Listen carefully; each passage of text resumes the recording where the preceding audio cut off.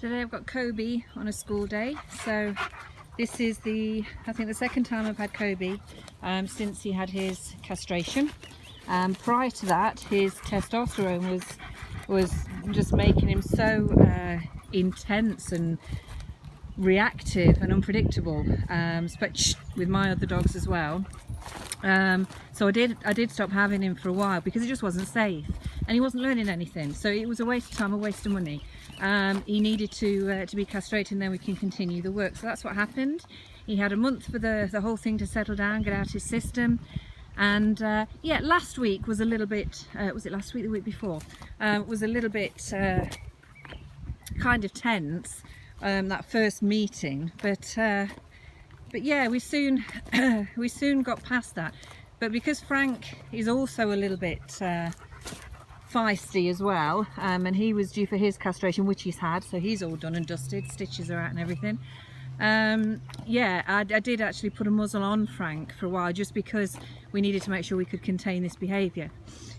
This way, and it worked. But yeah, it was a little bit tense. And this morning has been a little bit tense as well. So there's been a few times when Kobe's tried to sort of get on the back of Frank and do that dominance thing. So I popped him on a lead for a while to calm him down and get him listening to me. And and Frank continued to run around, which is always really good, because when a dog's running at full speed, the instinct is to investigate why, because a dog will only be running at high speed when it's predator or prey related. So it means that there's danger, or there's a heightened state of mind involved, adrenaline's pumping, and that's why a dog will be running at high speed. So to have a dog on a lead while another dog's running at high speed past them is really good for mind control and to keep them tuned into you. So that's what I've done with him this morning, and now we're off lead. It's all settled down. Been out about maybe half an hour, 45 minutes, and it has now settled down and they're just mooching about together. So we've just got to keep working on this. I've got Kobe listening to me, which is good. Yeah, there are still a few times when he has tried to sort of do the dominant behaviour, body language over Frank, and I've just given him the direction and Kobe's acknowledged it. So yeah, after the initial excitement this morning, definitely got him listening to me. You've got to be firm with these dogs though, guys. Just watch him here. Good, responded to that, excellent. Yeah, you've got to be firm. I mean, I was really firm with Kobe on the lead this morning. It was constant. I mean, his head was like a yo-yo. It was constant give and take, really firm with that lead. At no point can you let him get even slightly in front of you.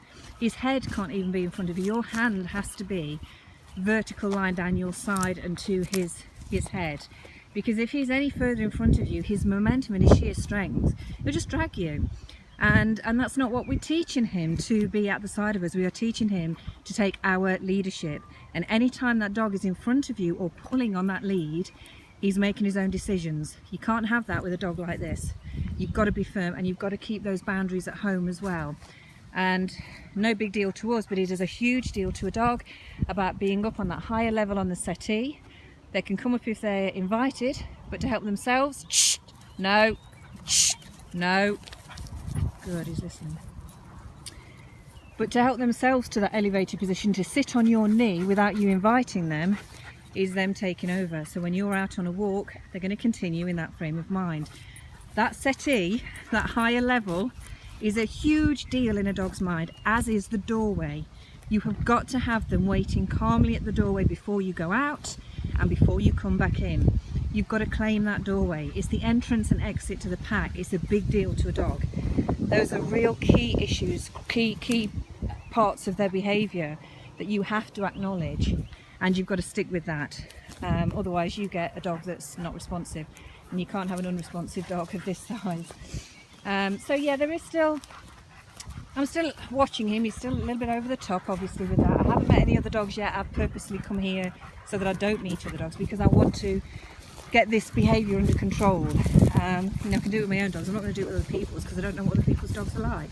It's just stupid and dangerous, so I would never do that. I will be meeting up with a friend shortly, and she's got a greyhound, and that will be on the lead.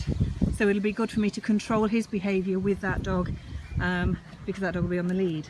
So that's going to be the plan for this morning, is working on this. I've now got the basics going again, got the response that I want from him when I give him the checks, and I'm going to continue this for as long as it takes. I'll probably be out for a good 3 or 4 hours today with him.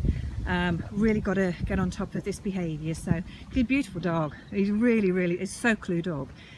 But by God, you've got to be firm. You can't give on any of these boundaries at all with him. So yeah, this is Kobe. Have a good day.